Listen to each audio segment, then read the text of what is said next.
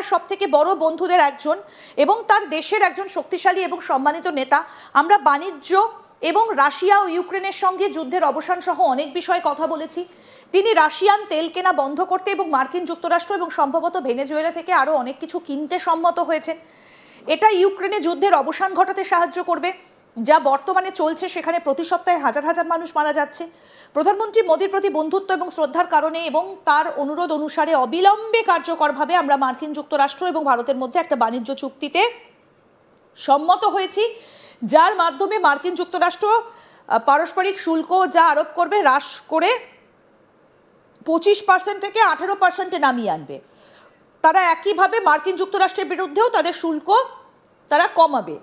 আমি এই জায়গাটা একটু আপনার কাছ থেকে জানতে চাইবো শুভাশিস, এই যে একটু যদি নামানো সম্ভব হয়, আমি বলবো প্রোডাকশন টিমকে যে এই যে পুরো বিষয়টা যে ভারত সম্মত হয়েছে রাশিয়া থেকে তেল না কেনে ভেনেজুয়েলা থেকে তেল কিনবে, আমেরিকার থেকে তেল কিনবে, রাশিয়া থেকে তেল কেনা কমাবে, ভারতের তরফ থেকে তো এরকম কোনো বিবৃতি এখনো পর্যন্ত দেওয়া হয়নি। তাহলে ডোনাল্ড ট্রাম্প কি করে এটা বলতে পারেন? দেখুন, কোনো অ্যাডাল্ট মানুষের কাছে যদি তার টুইটারের ইউজার আইডি পাসওয়ার্ড থাকে এবং সে যেমন খুশি টুইট করতে থাকে, সেটাই আমি আপনি কি করব বলুন।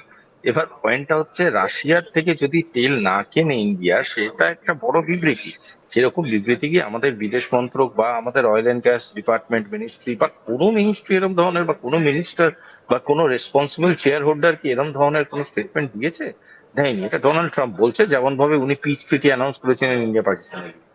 সুতরাং দেখুন, আমি আবারও বলছি, এখনো বলছি যে ট্রেড ডিল হয়েছে, এটা সত্যি, কিন্তু সেই ট্রেড ডিলের যে বিভিন্ন রকম অপশনাল নিটিগ্রিটিস গুলো উনি এক্সপেক্ট করেছেন বা এক্সপ্রেস করেছেন, সেগুলো কোনো মতেই খুব একটা ফিজিবল জোনের নিটিগ্রিটিস নয়।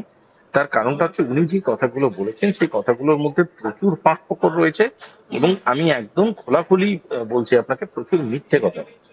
এবং এই মিথ্যে কথাগুলোর মধ্যে একটা জিনিস আপনারা পরিষ্কার বুঝুন, যে উনি ভেনেজুয়েলার কিছু জিনিস অফার করছেন। আচ্ছা, আমাকে একটা কথা বলুন, ভেনেজুয়েলার অয়েল হোক, রিসোর্স হোক, এনিথিং হোক, সেটা অফার করার কি উনার কোনো দায় ক্ষমতা কিছু আছে? তাহলে উনি অফারটা করছেন কোন পার্সপেক্টিভ?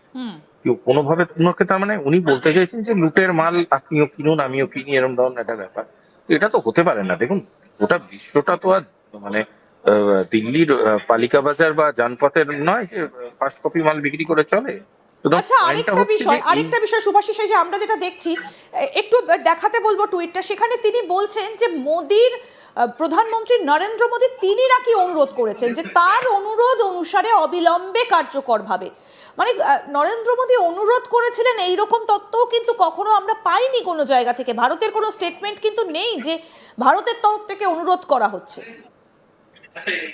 দেখুন, প্রথম জিনিসটা যেটা আমার কাছে প্রচন্ড প্রশ্নবোধক একটা চিহ্ন লাগছে, সেটা হচ্ছে যে আপনাকে কে বলল যে আপনি যদি কোনো রকম ভাবে ট্রানজাকশনাল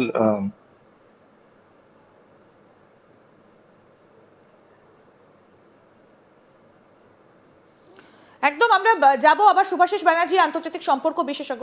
হ্যাঁ শুভাশিস, যেটা যে বলছিলেন। ভারতবর্ষ অনুরোধ করলো মানে সেই অনুরোধটা মানতে হবে। হ্যাঁ, বলছি ভারতবর্ষ তো একটা ডেড ইকোনমি। তাহলে এই ডেড ইকোনমির সাথে কি কারণে ডোনাল্ড ট্রাম্পের ট্রানজাকশনাল ভ্যালু থাকবে? কি কারণে ডোনাল্ড ট্রাম্পকে অনুরোধ করলেই সেটা শুনতে হবে? সেটা তো আমার,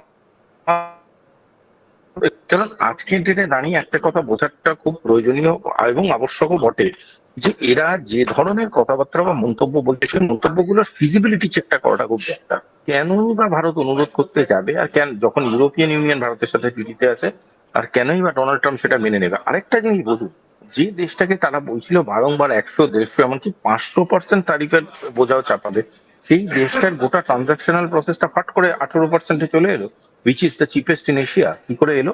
কেন চায়নারটা কমলো না, কেন ভারতেরটা এতটা কমলো? তাহলে কি এমন কোন ফায়দা আমেরিকা পাচ্ছে এখান থেকে, যে ফায়দাটা আমেরিকাকে আর্থিকভাবে অনেকটা রিকভার করতে হেল্প করছে? সেইটা আমাদের বোঝাটা খুব আজকের থেকে প্রয়োজনীয়।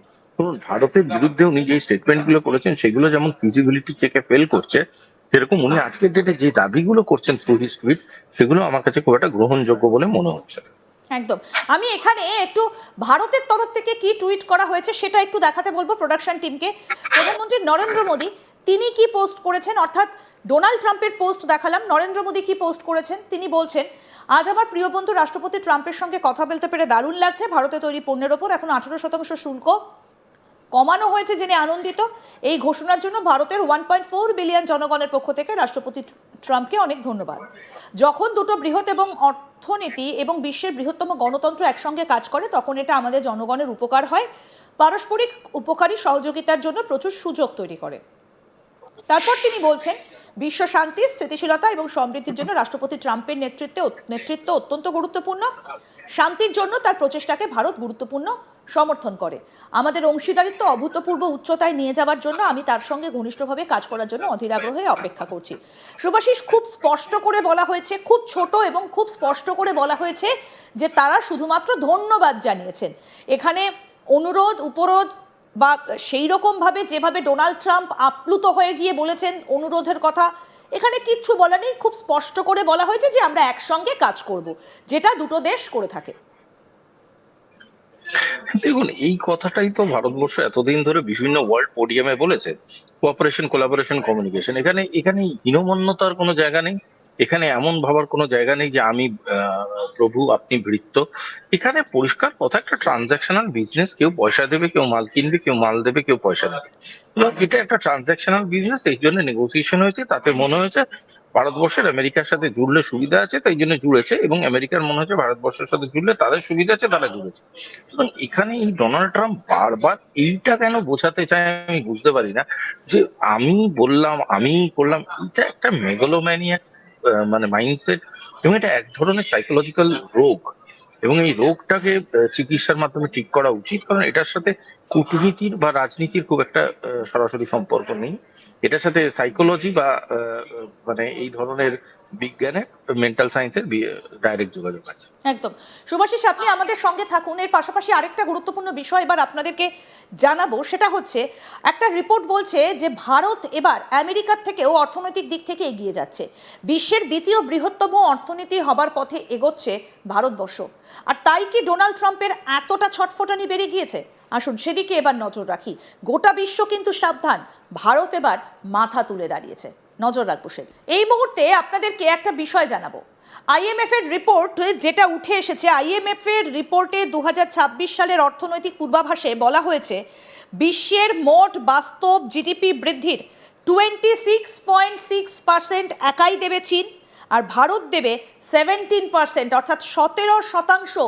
গোটা বিশ্বের জিডিপি বৃদ্ধির পূর্বাভাসে বলা হয়েছে 17% দেবে ভারত, আর মার্কিন যুক্তরাষ্ট্র থাকবে তৃতীয় স্থানে 9.9%।